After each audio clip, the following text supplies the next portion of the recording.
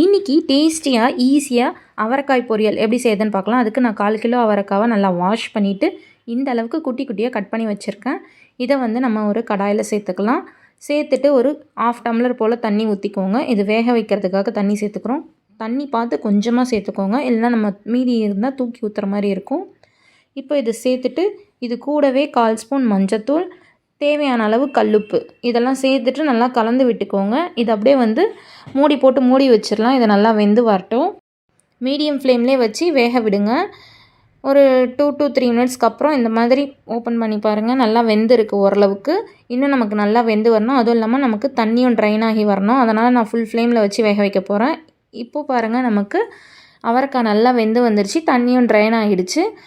இப்போது நம்ம ஒரு தாளிப்பு கரண்டியில் 1 ஸ்பூன் எண்ணெய், 1/4 ஸ்பூன் கடுகு, 1 ஸ்பூன் உளுத்தம்பருப்பு இதை சேர்த்துட்டு நல்லா பொன்னிறமானதுக்கப்புறம் இதை வந்து நம்ம அந்த பொரியல்லே சேர்த்துடலாம். சேர்த்துட்டு நல்லா கலந்து விட்டுக்கோங்க.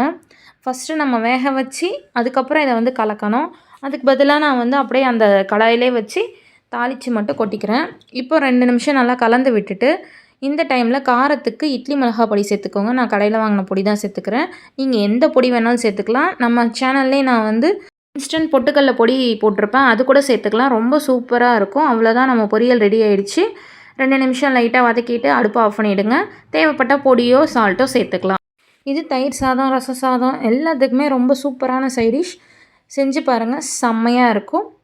தேங்க்ஸ் ஃபார் வாட்சிங்.